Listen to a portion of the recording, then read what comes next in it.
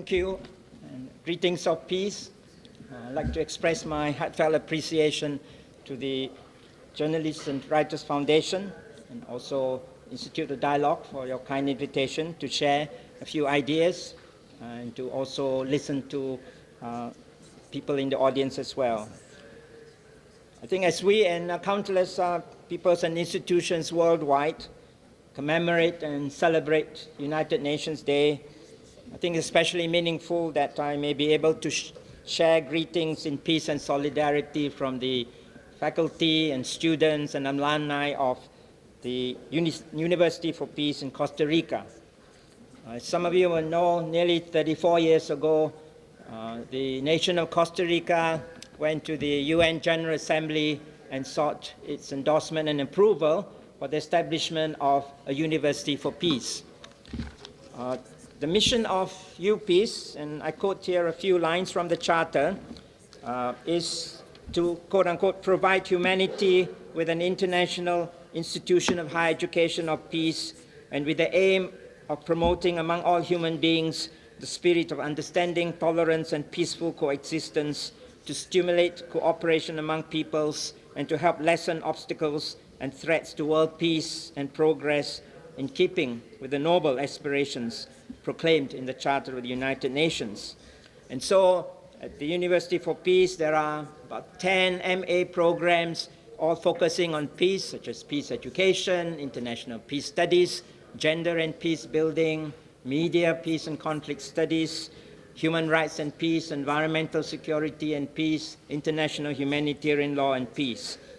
And so since especially 2000, there are over 1,000 alumni of UPeace from over 100 countries can now be found in a wide range of work roles related to peace building, conflict resolution, and peace education. And this includes UN-related agencies, national, local government bodies, schools, universities, the private sector, NGOs, and of course, numerous civil society organizations. And so in sum, central to the foundations of UPeace is a commitment to building and sustaining a culture of peace through education, which is the theme of this panel. I would like, however, to note two caveats.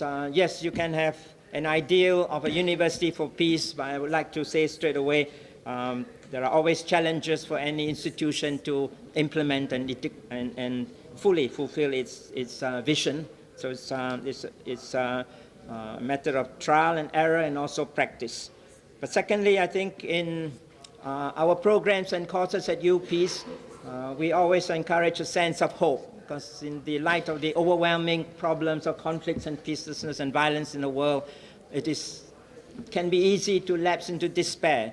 So, but in Education for Peace, we encourage hope, and I think we do this through especially telling stories of courageous and dedicated peoples and communities around the world, in the UN agencies, in local government, and in private sector, religions, institutions, media, and of course the many civil society organizations in the world. So we take hope from listening and also sharing those stories of courage and dedication.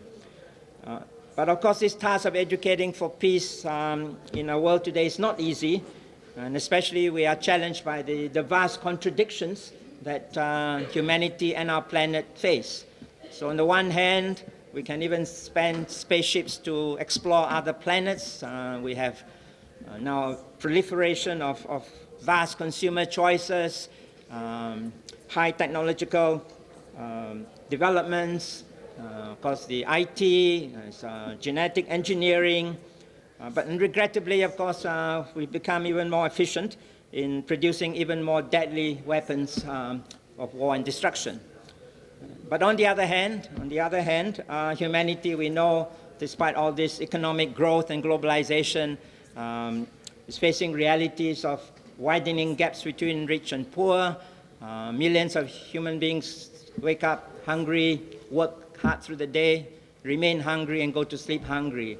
And there are millions of street children toiling away because their parents do not earn enough in the countryside or even in the cities or even the factories of the world. We know that The armed conflicts of the world produce millions of refugees and internal displaced persons. And of course, environmental destruction is producing at an ever exponential rate, resulting in the catchphrase today of climate change. And of course, there's still, even with the diversity of humanity, we have not learned to fully respect that diversity, and so we continue to face discriminations of all kinds, racism, xenophobia, intolerances. And so that's the contradiction of humanity that we face today. And since this very unpeaceful world is fractured by all these multiple contradictions, then education for peace is necessarily multidimensional and holistic in its endeavor. And here I'd like to say, if we think of education for peace, I think two questions would encompass its goals. First, how can education contribute to a deep understanding of the root causes of conflicts, violence, and peacelessness at the inner, personal, interpersonal, community, national, regional, and global levels, in other words, from micro to macro levels of life, and an accompanying second question, how can then education simultaneously cultivate values, attitudes, and capacities that will encourage and sustain individual and social action for building more peaceful selves, families, communities, societies, and world? So those two, I think, questions encompass, I think, the goals of education for peace. And now, to continue with this exploration, if I may bring to your mind and heart a metaphor of a flower with 6 petals. And those 6 petals represent, if you like, some key themes of educating for a culture of peace. And the first petal would be, we could call educating for dismantling a culture of war. And here, of course, we need to educate everyone from a very early age what are the root causes of wars and conflicts in the world. And this includes definitely a gender perspective. And then to think about what are the non-violent, creative, non-violent ways of resolving and transforming conflicts. And then we also need to rethink the whole question of violence in the world and counter-violence. There's endless cycles and spirals going on. How do we get out of those kinds of spirals? Is militarization, is that the answer to an issue of militarization? I think then it becomes a spiral. How do we educate to prevent the proliferation of nuclear weapons and other weapons of mass destruction, and even the conventional arms, as we've seen in the recent Treaty of the Arms Trade at the UN. And of course, in education for culture of peace, we also look at that physical and direct violence at micro levels of life, and that includes domestic violence, which sometimes remains very invisible but needs to be overcome. We now see instances of school-based violence or bullying. And then we also have the connection between peace at the symbolic level, violence in the media, and now even in sports we see violence as well. I think all those are issues that need to be worked with in terms of education for dismantling a culture of war. And I think now many good examples of schools involved in peer mediation programs so that children from a very early age learn to recognize the formation of conflicts, sit down at peace tables or peace corners, and work towards building more safe and caring schools together with their teachers and parents. A second petal would be what we can call education for living with justice and compassion, or education for global and local justice. We know that there's world hunger and poverty, but the issue would be what are the root causes of such world hunger and poverty? And at the moment, there is a dominant paradigm of quote-unquote development and globalization in the world, which assumes that this will be solved through high and higher rates of economic growth. That is a matter of increasing the private investments of the world, opening the doors to the huge transnational corporations, and promoting quote-unquote free trade. A problem then, of course, if that is supposed to solve poverty and hunger, then how come the gaps are increasing? How come the marginalization of literally millions and millions of farmers and fisher folk and the urban poor continue to face those struggles in their daily lives? And that is why in education for culture of peace, when we talk about educating for local and global justice, we need to put on the table for our learners to consider alternative forms of development, and also for those who are marginalized, then to understand the root causes of their marginalization is not in terms of their capacities, in terms of their intelligence, in terms of the will of God, and so on, but it has to do with structural violence, that in the world today there are economic and social structures which actually result in resources being monopolized by a few so that the majority do not even receive enough basic needs to survive on. And that is why we have educational projects and programs where the marginalized become empowered to consider their situation and to try to transform their daily realities towards justice and peace. And within schools, it means those living in global north situations, and this happens also within the global south, that they develop a sense of solidarity, not pity, but to say what our responsibilities as human beings for our sisters and brothers who deserve their basic needs and rights and dignities. And then we think of countries like Bhutan, which is now saying, let's rethink gross national product and think about gross national happiness. And so that moves our vision towards education for happiness. What is real happiness? Is it accumulating more and more goods and material around ourselves?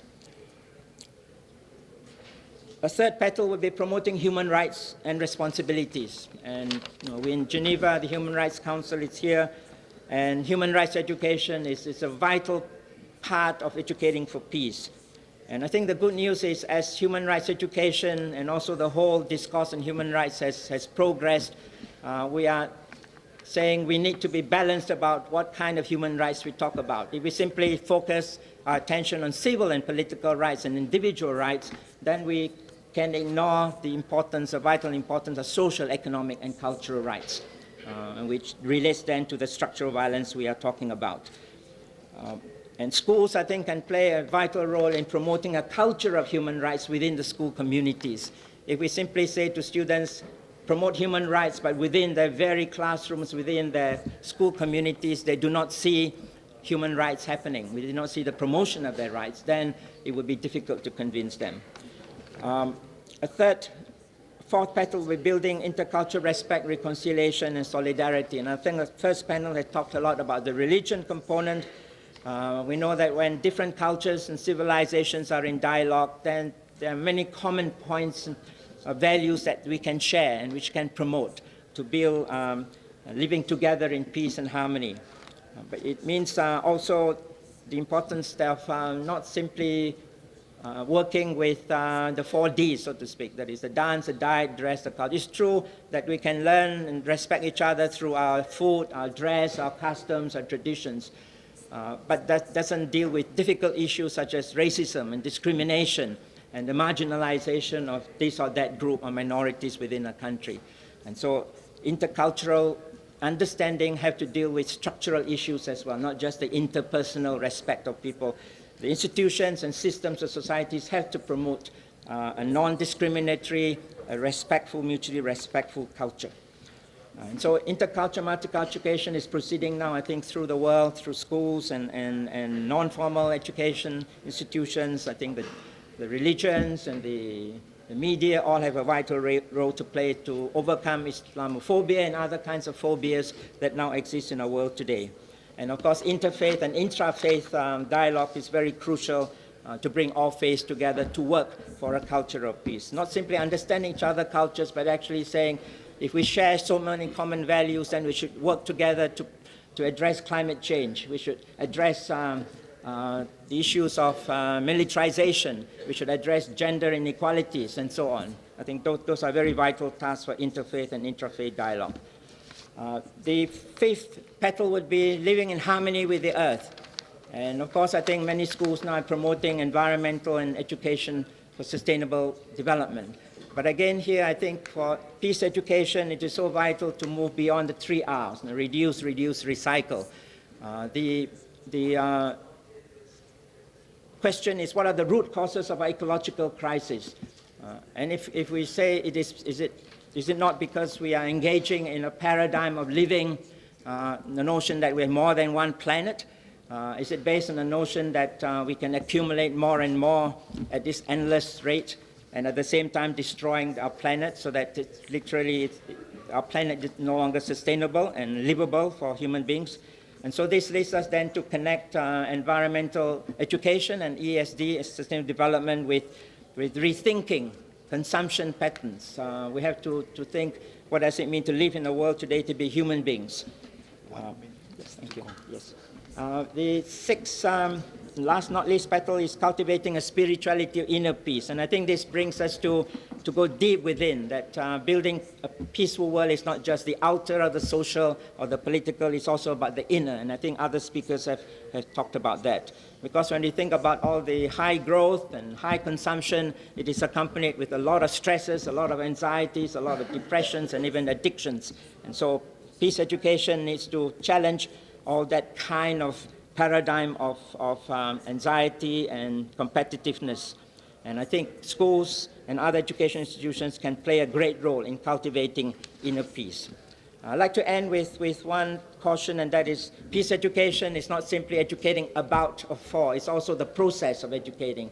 If we educate it in a transformative way, it needs to be dialogical. It cannot be what Paulo Freire says, banking education. It's about being able to move the hearts and minds and also the spirit of our learners to transform themselves, and also say, what can we do to change the world? And so how we educate is vital in educating for peace. And so to end, I say that the University for Peace tries to contribute its little bit, and in cooperation and collaboration with all the civil societies of the world. So thank you very much, and I look forward to hearing from you and to share. Thank you.